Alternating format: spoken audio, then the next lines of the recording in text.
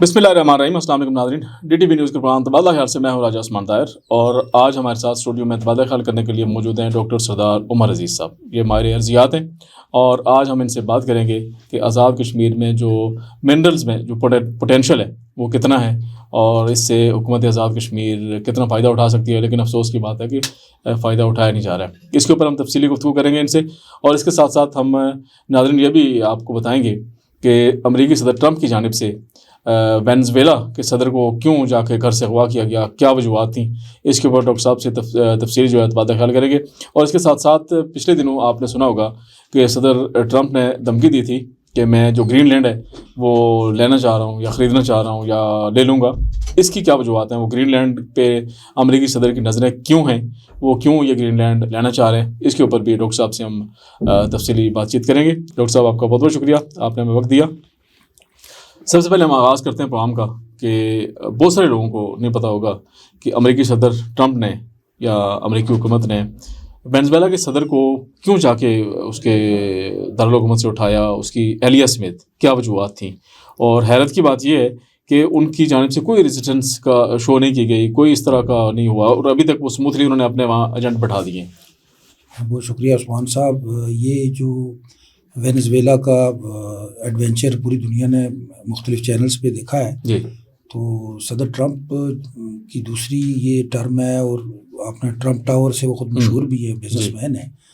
تو وینزویلا جو ہے وہ آئل پروڈیوسنگ کنٹریز میں دنیا میں پہلے ٹاپ 5 ممالک میں ہے. اچھا. اور اگر اس کی فل پوٹینشیل کی آئل پروڈکشن لی جائے تو وہ سعودیہ کو بھی پیچھے چھوڑتا ہے. 50,000 بیرل وہ پر ڈے پروڈیوس کرنے کا, بلکہ اس سے بھی زیادہ ہے. لیکن اگر ان کی چونکہ وینزویلا اتنا بہت تیل پروڈیوسنگ کنٹری میں تو امیر ملک ہے, لیکن ہے کہ امریکہ نے مختلف سینکشنز کی وجہ سے, مختلف پابندیوں کی وجہ سے اس ملک کے اوپر بہت پابندیاں ہیں, ٹریڈ کی اور مختلف چیزوں وینزویلا پہ اور آئل ایکسپورٹ کے اوپر پابندیاں کیوں لگی ہوئی ہیں؟ پابندیاں لگانے کے امریکہ کی ذرا یہ شروع سے آپ دیکھتے رہے اجارہ داری اس کی جیسے ایران پہ پابندیاں ہیں, تو ایران کی کرنسی اور ایران کی سچویشن دیکھیں. پھر یہ self sufficient country, international trade نہیں کر سکتے, مختلف چیزیں امپورٹ نہیں کر سکتے, ایکسپورٹ نہیں کر سکتے. جہاں تک وینزویلا کا تعلق ہے تو امریکہ کے پڑوس میں 2 سے 3 ممالک ہی ہیں. ایک کینیڈا ہے, وہ ایک ذرا بڑی اسٹیٹ ہے, اور کینیڈا جو ہے وہ امریکہ سے بھی بڑا ملک ہے. دوسرا میکسیکو ہے, اس میں بھی ظاہر ہے بہت چھوٹا ملک ہے. وینزویلا اور کیوبا یہ 2 ملک ہیں, اور وینزویلا اور کیوبا دنیا میں انٹرنیشنل جو انقلابات ہیں ان کے لیے بڑے مشہور ہیں. اچھا. فاڈل کاسترو کیوبا سے, اور وینزویلا کا جو میں آپ کو تمہید اس لیے باندھی کہ اس سے پہلے جو ان کے صدر تھے ہوگو شاویز, وہ 15 سے 18 سال وہاں پر رہے. بہت بڑے ریڈیکل انقلابی کامریڈ ہیں, اور پوری دنیا کے جو سوشلسٹ ہیں ان کو فالو کرتے ہیں. تو ان کی وہ بڑے وہاں پہ پاپولر تھے. ان کی اور یہ نیکولس کی آپس میں ان کی پہلے کانفلکٹ کروائے گی, سیاسی طور پر مقابلے کرائے گئے, ان کے درمیان پرابلم کریٹ کی گئی. ہوگو شاویز کو حکومت سے ہٹایا گیا, پھر یہ نیکولس جو ہے یہ آ گئے. یہ بھی اپنے ملک کے لیے بہت اچھے تھے, لیکن جو آپ کہہ رہے ہیں کہ ریزسٹنس کیوں نہیں ہوئی, کہ امریکن کی جو CIA ہے وہ پوری دنیا میں مختلف ممالک میں اپنا کام کرتی ہے. ہوگو شاویز کے ساتھ بھی یہی مسئلہ تھا, ان کے اوپر بھی بڑے اٹیکس ہوئے, اس کو بھی بہت سیکیورٹی کا خطرہ تھا. اور یہ اس طرح کے ایڈونچر انہوں نے اس سے پہلے ہسٹوریکلی اگر دیکھیں تو انہوں نے کویت پہ حملہ کروا کے صدام حسین کا بھی وہی حال کیا کہ جی یہ اسلحہ ہے, ان چیزوں میں ملوث ہیں, اس کو بھی پھانسی دی. معمر قذافی جیسا ملک جس نے اپنے ملک کو لیبیا کو بہت خوشحال کر دیا تھا, اس کو بھی ایک بڑے پائپ میں لے جا کے مارا. یہ میں نے ہسٹوریکل پرسپیکٹو میں یہ بات کی کہ وینزویلا کے صدر کی کافی پینے کا ٹائم, جم کا ٹائم, سوئمنگ کا ٹائم, ایک ایک چیز ان کے پاس ریکارڈڈ تھی, وائرلیس تھی. اور کچھ ہلکے تو CNN اور BBC نیوز اور اسکائی نیوز یہ بھی کہتے ہیں کہ اس کے اندر ان کے جو آرمی کے کچھ لوگ تھے وہ بھی ملوث تھے, اور انہوں نے باقاعدہ اس کا جو کمپاؤنڈ ہے جہاں پہ وہ رہتا تھا, ایک ایک چیز کی ابھی CNN پہ مختلف ڈاکومنٹریاں اس کے بعد چل رہی ہیں کہ ان کے ہیلی کاپٹرز آئے, وہاں پہ آ کے اترے, انہوں نے 1 سے 2 گھنٹے کا آپریشن کیا, پرٹیکولرلی اسی کمرے میں بیڈ روم میں پہنچے, ان کو لے کر آئے ہیلی کاپٹر میں سیف, اور واپس ایک محفوظ مقام پہ پہنچایا, ایون امریکہ میں پہنچایا, پھر جیل میں پہنچایا, پھر اس کی وہاں پہ ہیئرنگ ہوئی اور اس کو سزا دی گئی. یعنی امریکہ جو ہے وہ خود ہی جج بھی ہے اور خود ہی اس کی ساری کارروائیاں بھی خود ہیں.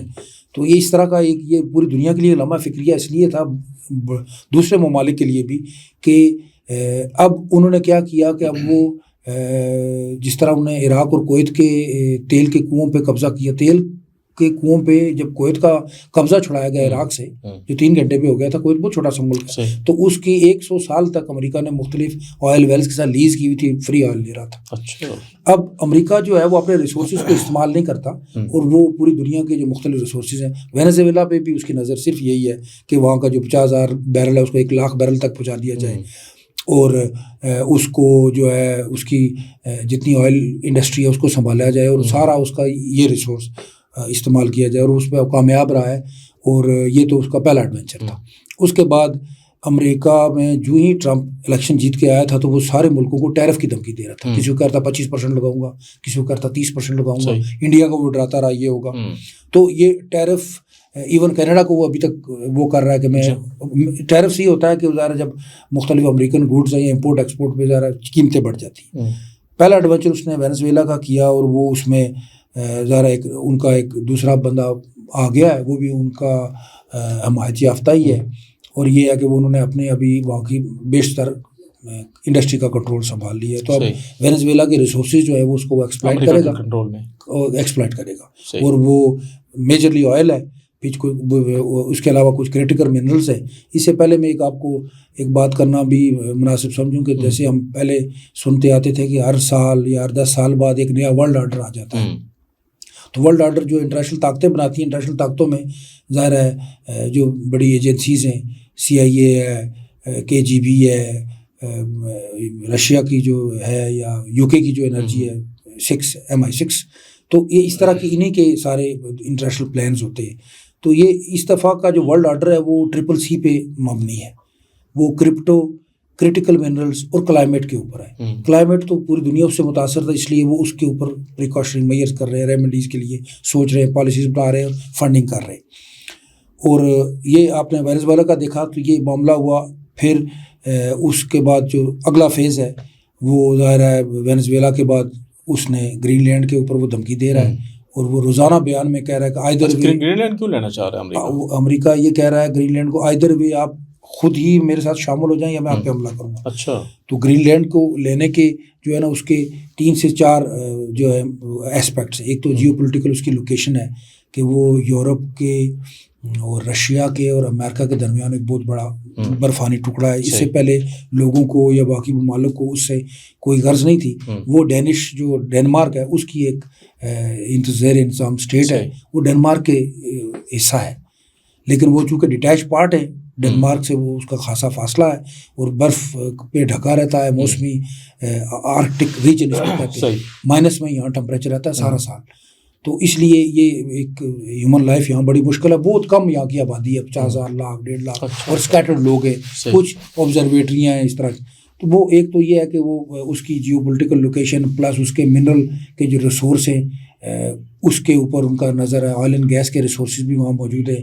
پلس یہ ہے کہ یہ جو گلوبل وارمنگ ہو رہی ہے اس کی وجہ سے جو آرکٹک ریجن اور گرین لینڈ کی جو برف پگھل رہی ہے آہستہ آہستہ, تو اس سے جو وہاں کی شپنگ انڈسٹری ہے, کیونکہ وہ پہلے برف کے فروزن وہ تھا, لیکن کچھ عرصے کے لیے جب وہاں پہ ٹمپریچر نارمل ہوتا ہے تو وہاں پہ ٹریڈ کے لیے وہ شپنگ کا ایک سلسلہ وہاں سے یورپ میں اور وہاں سے رشیا میں یا باقی لیٹن امریکہ کے مختلف ممالک میں امریکہ وہ آپشن بھی دیکھ رہا ہے کہ میرے پاس ہاربر ہو, پلس میرے پاس کوئی ایسی بیس ہو جہاں سے ہو کے تو میں چائنا کو جو ہے رشیا کو باقی ملکوں کو کنٹرول کروں, اور میں اپنی جو جنگی ساری حکمت عملیاں وہاں سے ہو کے کروں, وہاں سے ہو کے میں ایئر بیسز بناؤں. جیسے انہوں نے یہاں بڈگرام میں ایک بیس بنائی تھی, جیسے انہوں نے قطر میں بہت عرصہ اپنے امریکی ٹروپس رکھے یا اپنے بحری بیڑے رکھے, بحیرہ ہرمز میں رکھے. تو اس طرح کی مختلف جگہوں پہ ایڈونچر کے لیے یعنی آنے والے دنوں میں یہ مزید اب یہ دیکھنا ہے کہ کیا امریکہ واقعی گرین لینڈ پہ قبضہ کرے گا, گرین لینڈ کو لے گا, جس طرح آپ نے کہا کہ ان کو آپشن دیا گیا کہ آپ شامل ہوں, ورنہ پھر آپ ہمارے ایڈونچر کے لیے تیار ہیں. میں تو اس لیے شور ہوں کہ وینزویلا گرین لینڈ سے بہت زیادہ اسٹرانگ ملک ہے. اچھا, اسٹرانگ ملک ہے. ریزسٹنس کا کر سکتا ہے. وہ ہمیشہ سے امریکن پالیسیز کے اگینسٹ رہے ہیں اور وہ انٹرنیشنل سطح پہ اگینسٹ رہے اور لیٹن امریکا کے جس طرح آپ کہہ رہے ہیں کہ وہ ڈنمارک کے زیر انتظام ہے تو پھر تو وہ بھی وہاں سے بھی ان کو ڈنمارک ایک خود بہت چھوٹا سا ملک ہے. ڈنمارک جو ہے وہ رقبے اور آبادی کے لحاظ سے اسکینڈینیوین کنٹریز میں سب سے چھوٹا ملک ہے.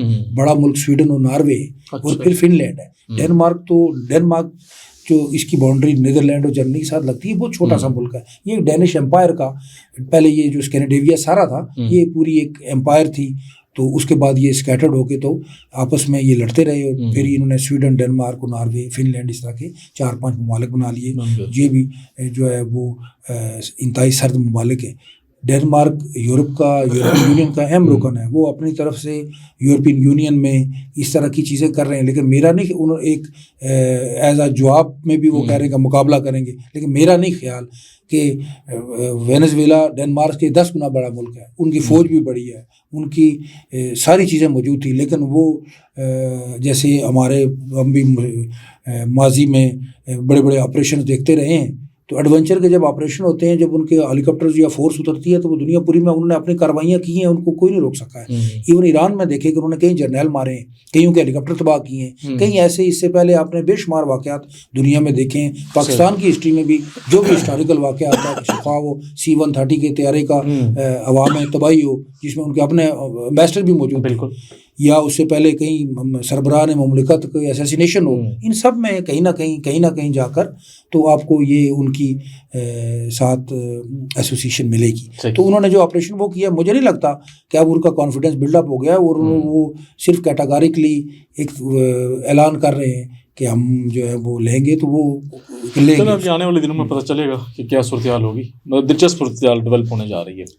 یہ ہے کہ یہ جو ہے یہ اس کا ایگریشن شو کر رہا ہے اور اس سے پچھلے پروگرام میں بھی ہم نے ذرا ایک طرف یہ کارروائیاں ہیں اور ایک طرف ہم نے بات کی تھی کہ پیس بورڈ بن رہا ہے اور پیس بورڈ میں یہ آج کی ایک نئی وہ ہے کہ جو خالصتان کے سکھ ہیں انہوں نے ان کی آرگنائزیشن نے $1,00,000 کی پیشکش بھی کی ہے اور پیس بورڈ سے یہ مطالبہ بھی کیا ہے کہ ہمارے اوپر ظلم ہو رہی ہے, کیسز بن رہے ہیں اور ہمیں انڈیا کے اندر سیکیورٹی رسک ہے اور ہم انڈیا کے ساتھ نہیں رہنا چاہتے اور پیس بورڈ میں ہمارا بھی فیصلہ کیا جائے خالصتان کا.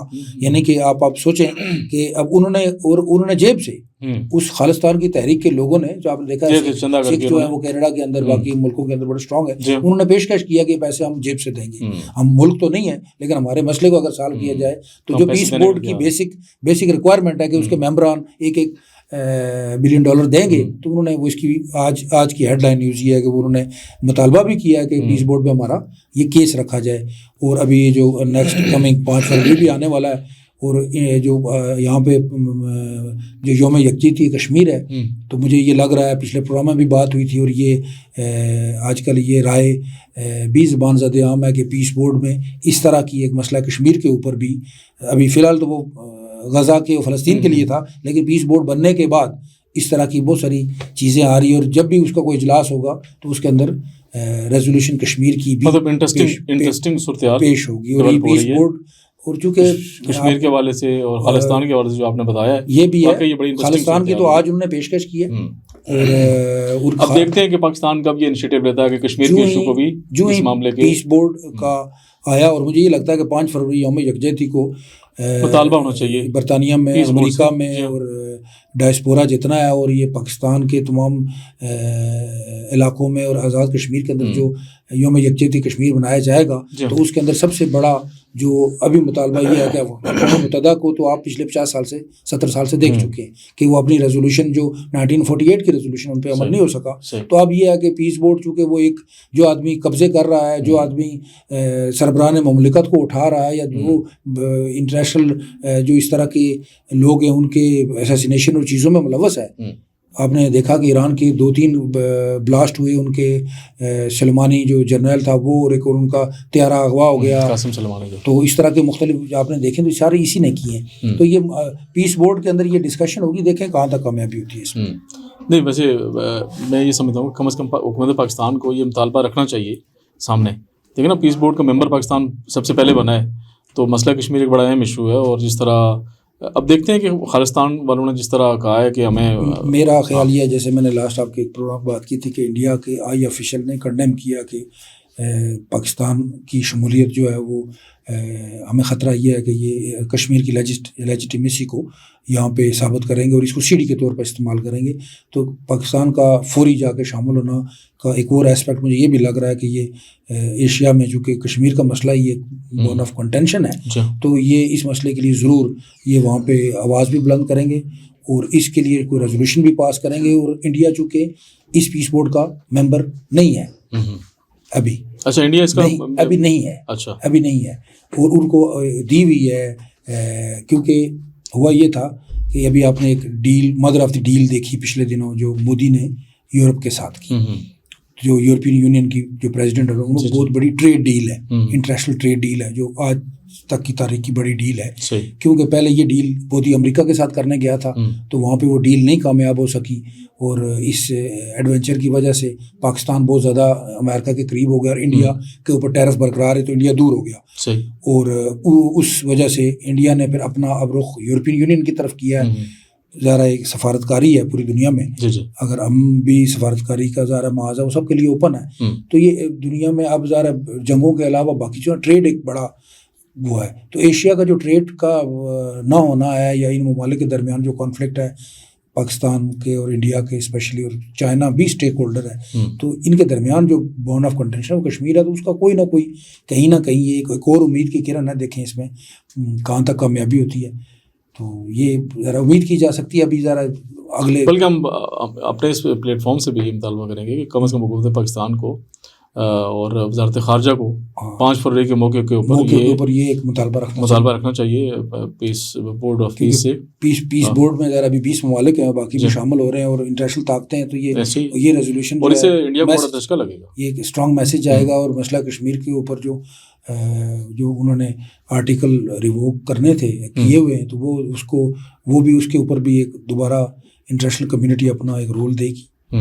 ہم امید کرتے ہیں اس بارے میں. بالکل ایسی. ڈاکٹر صاحب ہم نے آزاد کشمیر کے مائن اور منرلز کے حوالے سے بڑی تفصیلی گفتگو کرنی تھی لیکن ہمارے پروگرام کا وقت جو ہے وہ تھوڑا کم رہ گیا.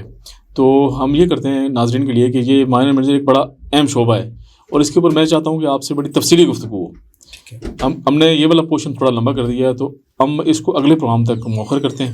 اگلے پروگرام میں جو مائن اور منرل کا ایشو ہے نیچرل ریسورسز جو ہیں آزاد کشمیر میں اس حوالے سے ہم اگلے پروگرام میں ناظرین سے تفصیلی اس حوالے سے گفتگو کریں گے کہ نیچرل ریسورسز کیا کیا ہیں اور کتنا پوٹینشیل ہے ان کا کتنا پوٹینشیل ہے اور آزاد کشمیر گورنمنٹ کو کہاں کہاں کامیابی حاصل ہو سکتی ہے اس حوالے سے اگر وقت کے اوپر فیصلے کیے جائیں تو. آج کا پروگرام یہیں تک. ڈاکٹر صاحب آپ کا بہت بہت شکریہ. ناظرین ہم اگلے پروگرام میں آزاد کشمیر میں جو نیچرل ریسورسز ہیں آزاد کشمیر کے ان کا پوٹینشیل کے حوالے سے آپ کو تفصیلی جو ہے وہ جائزہ پیش کریں گے ڈاکٹر عمر عزیز صاحب. انشاءاللہ امید ہے آپ کو پسند آئے گا. تب تک ہمیں اجازت دیجیے گا. خدا حافظ.